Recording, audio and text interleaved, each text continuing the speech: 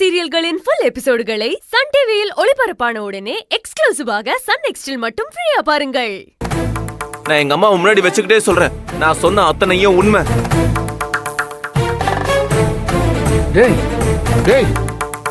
எங்க அப்பா தான் கொலை பண்ணாருங்கிற ஆதாரத்தை அருவியணி அவங்க போன்ல வச்சிருந்தாங்க.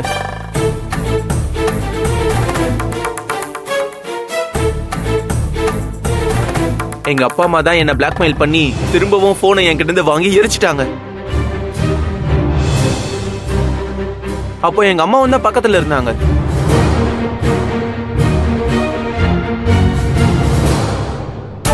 டேய், எதுக்குடா இப்படி அபண்டமா போய் சொல்லிட்டு இருக்க? உனக்கு அப்படி என்னடா வசிய வச்சாங்க? இவன் எதனால இப்படி பேசுறான்னு தெரியலையே. இந்த அளவுக்கு இவன் மனசு அருவி மாத்தி வச்சிருக்கான்னு நினைக்கிறேன். அத்தை, ஜீவாவே உங்களை பத்தி இப்படி சொல்றானா அதுல உண்மை இருக்குன்னு நாங்க சந்தேகப்படுறோம். ஆமா, எங்க எல்லாருக்கும் அதே சந்தேகம் இருக்கு.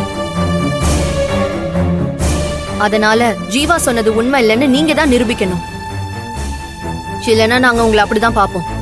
அத்தை, நீங்க என்ன தப்பா நினைக்காதீங்க. இத்தனை நாளா அருவிய கதை உங்களை பத்தி எங்க கிட்ட சொல்லிட்டு இருந்தாங்க. ஆனா இப்போ ஜீவாவும் உங்க மேல தப்பு சொல்றாருன்னா அதை நாங்க உதாசீனப்படுத்த முடியாது. நீங்க இதுக்கு பதில் சொல்லிதான் ஆகணும். மா, இங்க பாருங்க, இதுக்கு மேலேயும் நீங்க செஞ்ச தப்பெல்லாம் வெளியே சொல்லாம இருக்க முடியாது.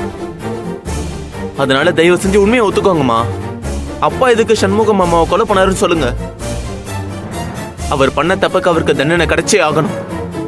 அவரால சிவசங்கரி ரொம்ப காலம் செய்யாத தப்புக்கு தண்டனை அனுபவிச்சிருக்காங்க.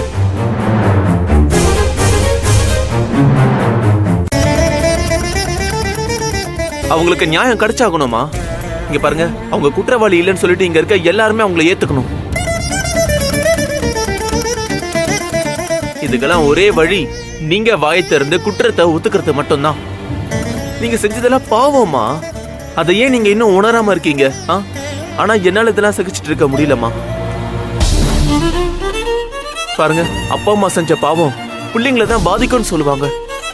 நான் நிம்மதியா சந்தோஷமா இருக்கணும்னு நீங்க நினைச்சீங்கன்னா செஞ்ச தப்ப தயவு செஞ்சு ஒத்துக்கோங்கம்மா. பிளீஸ்மா, அப்பாவுக்கு எடுத்து சொல்லி உண்மையை ஒத்துக்க சொல்லுங்கம்மா. ஐயோ, என் புள்ள இப்படி பேசுறதை என்னால தாங்கிக்க முடியலையே. என் புள்ள எப்படி மாறிட்டான்? அவன் புத்திய மாத்திட்டாங்களே. அவன் சுயநினைவோடவே இல்ல. இவன் வேற உலகத்துல இருக்கான். இவன் யாருக்காகவோ இப்படி பேசுறான்? யாருக்கு பயந்துகிட்டு பேசுறான்? யார காப்பாத்த பேசுறான்னு ஒண்ணுமே புரியலையே. நான் என்ன செய்வேன்? பெரியமா, தயவு செஞ்சு அழாதீங்க பெரியமா. இதெல்லாம் இவனா சொந்தமா பேசல, எல்லாம் அருவி சொல்லி கொடுத்தான் பேசுறான். ஆனா இல்லன்னு இந்த பாருங்க பெரியமா, இவன் சொல்றதெல்லாம் நாங்க கொஞ்சம் கூட நம்பல. நாங்களே நம்பாதப்ப நீங்க எதுக்கு இவன் சொல்றதுக்கெல்லாம் அழுதுட்டு இருக்கீங்க? விடுங்க. இல்ல புகழ், என்னதான் இருந்தாலும் இவன் இப்படி ஒரு வார்த்தைய சொல்றானே. நீங்க தானே இங்க புரிஞ்சிட்டு இருக்கலாம். ஆனா இவங்க ஜீவா எப்படி பேசணும்னே காத்துட்டு இருக்காங்கல்ல. அருவியும் இதே மாதிரிதான் எங்களை குற்றவாளியை காட்டுறதுக்கு துடிச்சிட்டு இருக்கா. இது எல்லாத்துக்கும் காரணம் அந்த சிவசங்கரி தான்.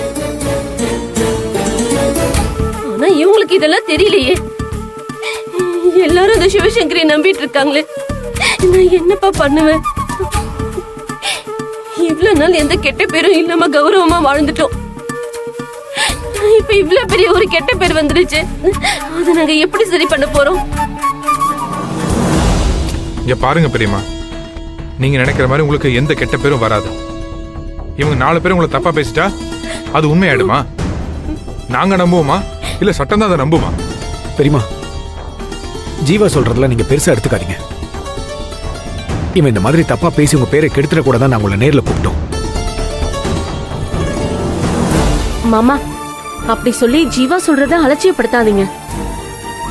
அப்பான்னு கூட பார்க்காம உண்மை வெளியில வரணும்னு ஆசைப்படுறாரு. அவருக்கும் கொஞ்சம் மதிப்பு கொடுங்க. இவங்கள நல்லா விசாரிங்க. அதே மாதிரி ஜீவா அப்பாவையும் கூப்பிட்டு விசாரிங்க. அதுதான் முறை. நீங்க எப்படி அருவியக்கா கிட்ட ஆதாரத்தை கேட்டீங்களோ அதே மாதிரி ஜீவா சொல்றது உண்மையா இல்லையான்னு விசாரிக்கிறது உங்க கடமை. வெண்ணிலா, இவர் உன் புருஷன் தான் யோசிக்காம பேசிட்டு இருக்கானா நீயும் கூட சேர்ந்து பேசிட்டு இருக்காத